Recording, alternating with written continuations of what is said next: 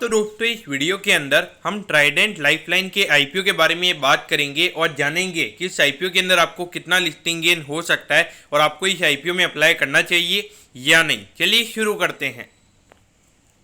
तो देखिए सबसे पहले हम ये जानेंगे कि ये कंपनी क्या काम करती है। तो देखिए ये जो कंपनी है 2014 में ये कंपनी स्टार्ट हुई थी, यानी कि लगभग 6 से 7 साल ये कंपनी को स्टार्ट हुए हो चुके हैं। तो देखिए ये जो कंपनी है ये कंपनी फार्मा प्रोडक्ट को सेल करने का ये कंपनी काम करती है। इंडिया के अंदर भी और आउट ऑफ इंडिया दोनों जगह ये अपने प्रोडक्ट को सेल करने का काम करती है।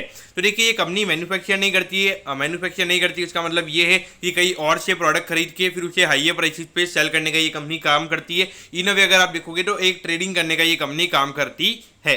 अगर हम देखेंगे तो कंपनी यहाँ पे अलग अलग तरीके के जो फार्मास्यूटिकल फॉर्मुलेशंस होते हैं वो ये कंपनी प्रोवाइड करवाने का काम करती है, और जो प्रोडक्ट्स है वो कॉन्ट्रैक्ट मैन्युफैक्चरिंग के बेसिस पे भी यहाँ पे ये कंपनी मैन्युफैक्चर करने का काम करती है। यानी कि अगर कोई कंपनी है तो उन्हें अगर 20-25 करोड़ के अगर फार्मा प्रोडक्ट चाहिए अगर, तो उनके लिए वो कंपनी बनाने का काम करती है।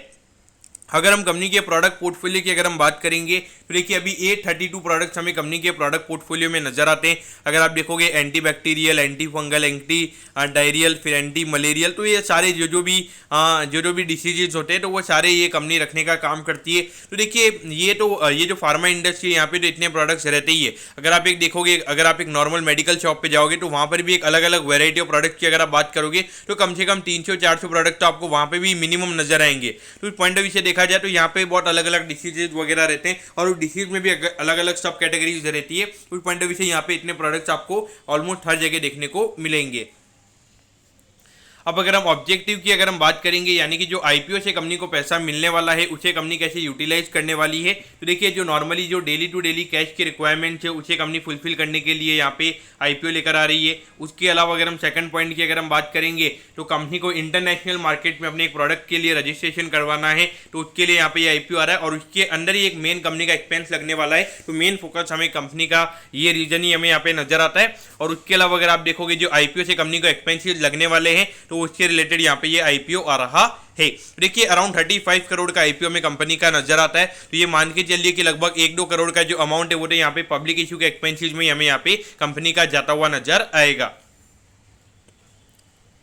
अब देखिए कंपनी के प्रमोटर्स की अगर आप बात करोगे तो बहुत ज्यादा प्रमोटर्स हमें यहाँ पे नजर आते हैं। देखिए हार्दिक, जिगेश कुमार देसाई, फिर उसके बाद में मयूर कुमार जी, मनसुख भाई, तो ये जितने भी ये कंपनी के प्रमोटर्स हमें नजर आते हैं ऑलमोस्ट अगर आप देखोगे 6 से 7 प्रमोटर्स ग्रुप हमें यहाँ पे कंपनी के नजर आते हैं। अब अगर हम कंपनी के फाइनेंशियल्स के बारे में अगर हम बात करेंगे तो देखिए 6 करोड़ से यहाँ पे एसेट का नंबर हमें लगभग अगर आप देखोगे 14 करोड़ के लगभग ये नंबर आता हुआ नजर आ गया है। उस पॉइंट ऑफ व्यू से देखा जाए तो ऑलमोस्ट 2 साल में एसेट के नंबर कंपनी के डबल हो चुके हैं। अगर हम रेवेन्यू के नंबर की अगर हम बात करेंगे तो 5 करोड़ से ये नंबर 22 लाख पे आया है। और अगर हम प्रॉफिटेबिलिटी की बात करेंगे तो 79 लाख के लॉस से अभी कंपनी अभी 2 करोड़ 27 लाख रुपीज के प्रॉफिट में हमें नजर आ रही है। तो देखा जाए तो लगातार ग्रोथ के नंबर्स यहाँ पे बढ़ रहे हैं। देखिए एक तरीके से अगर आप देखोगे, अगर आप मुंबई में अगर आप हो और अगर आपके 5 से 6 अगर आपके मेडिकल स्टोर्स हैं तो वहाँ पर ही अगर आप देखोगे ऑन एन एवरेज अगर आप पूरे साल की अगर आप बात करोगे तो लगभग मैंने तो आजकल जनरली देखा है कि 15-20 लाख रुपए तो पर मंथ का वहाँ पे आपका रेवेन्यू हो ही जाता है, जिसको अगर आप ईयरली बेसिस पे करोगे तो लगभग 2.5-3 करोड़ का रेवेन्यू तो एक मेडिकल स्टोर का भी पूरे साल का होता है। तो वहाँ पे देखा जाए तो अभी कंपनी के रेवेन्यू के नंबर्स यहाँ पे काफ़ी कम है और यहाँ पे काफ़ी स्कोप मुझे यहाँ पे नजर आता है। मुझे लगता है कि डेफिनेटली भले ही कंपनी मैन्युफैक्चरिंग नहीं करती है लेकिन 100 करोड़ के रेवेन्यू को आने वाले 3 से 4 साल में ये कंपनी की ले जाने की कैपेसिटी हमें नजर आती है। और वहाँ पे जिस तरीके से यहाँ पे जो डिस्ट्रीब्यूशन नेटवर्क को ये कंपनी मैनेज करती है वो देखना भी हमारे ख्याल से यहाँ पे काफ़ी ज़रूरी रहेगा। तो अब अगर हम यहाँ पे कंपनी के आईपीओ डेट के बारे में अगर हम बात करेंगे तो देखिए 26 को ये आईपीओ ओपन होने वाला है, यानी कि जो आने वाला मंडे है उस दिन ये आईपीओ में ओपन होता हुआ नजर आएगा और 29 को ये आईपीओ में क्लोज होता हुआ नजर आएगा। 101 रुपीज पर शेयर पे यहाँ पे ये कंपनी शेयर दे रही है और 1200 शेयर का हमें यहाँ पे लॉट नजर आता है। आई थिंक अराउंड 1,20,000 रुपये यहाँ पे एक लॉट को अप्लाई करने के लिए लगेंगे। अगर हम इश्यू साइज की बात करेंगे तो पूरा 35 करोड़ का यहाँ पे आईपीओ में नजर आता है और जिसमें से पूरा फ्रेश इश्यू यानी कि पूरा पैसा कंपनी के पास में जाने वाला है। यहाँ पे कंपनी के प्रमोटर्स अपना कोई भी स्टेक नहीं बेच रहे हैं। ये जो कंपनी है बीएसटी के एसएमई प्लेटफॉर्म पे ये कंपनी लिस्ट होने वाली है और 50% का हमें यहाँ पे एचएनआई कोटा नजर आता है और 50% का हमें यहाँ पे रिटेल कोटा नजर आता है, यानी कि लगभग 17.5 से 18 करोड़ का हमें यहाँ पे रिटेल कोटा नजर आता है। तो अब अगर हम यहाँ पे लॉट साइज की अगर हम बात करेंगे तो देखिए एक लॉट को अप्लाई करने के लिए यहाँ पे मेरे ख्याल से हो सकता है कि ये चीज़ें ये थोड़ा सा मेरे टीम मेंबर की वजह से यहाँ पे ये चीज़ें अपडेट नहीं हुई है, लेकिन ये ट्राइडेंट लाइफलाइन का ये आईपीओ लॉट साइज नहीं है।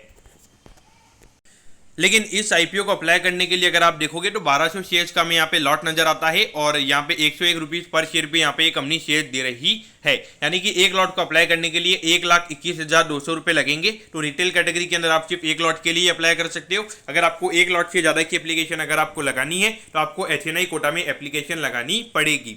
तो एट दी एंड क्या आपको इस आईपीओ में अप्लाई करना चाहिए या नहीं? तो देखिए एज अ होल अगर आप देखोगे तो कंपनी का अच्छी नजर आती है, लेकिन मेन प्रॉब्लम जो मुझे यहाँ पे नजर आता है वो ये कि आईपीओ का जो साइज है अराउंड 35 करोड़ के लगभग हमें नजर आता है। और जब ये कंपनी का आईपीओ ओपन हो रहा है उसके उसी टाइम पे अगर आप देखोगे तो 4 से 5 आईपीओ हमें और खुलते हुए नजर आ रहे हैं। तो देखिए जनरली हमने देखा है कि जहाँ पे 10-15 करोड़ का आईपीओ होता है और वहाँ पे डिमांड काफी अगर ज्यादा हो जाती है तो उसकी वजह से लोगों का फोकस मेन हमें वहीं पे नजर आता है। तो देखिए जब इतने ज्यादा आईपीओ होते हैं तो वहाँ पे अगर 20-25 करोड़ से ऊपर का अगर HNI आईपीओ अगर नजर आ रहा है और वहाँ पर अगर QI भी कोटा अलग से नहीं है तो वो मेरे ख्याल से अवॉइड करना ही सही रहेगा।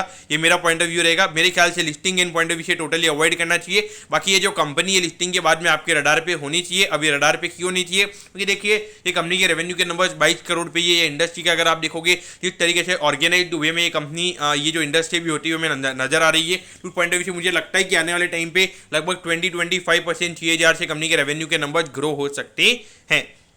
अब अगर हम एट दी एंड कंपनी के टाइम टेबल की अगर हम बात करेंगे तो देखिए 4 तारीख को आपको पता चल जाएगा कि आपको अलॉटमेंट मिला है या नहीं। 6 तारीख को आपको रिफंड मिल जाएगा अगर अलॉटमेंट नहीं मिलता है, और 7 तारीख को आपके डीमेट अकाउंट में शेयर से जाएंगे अगर अलॉटमेंट मिलता है, और 10 अक्टूबर को ये कंपनी हमें लिस्ट होती हुई नजर आएगी।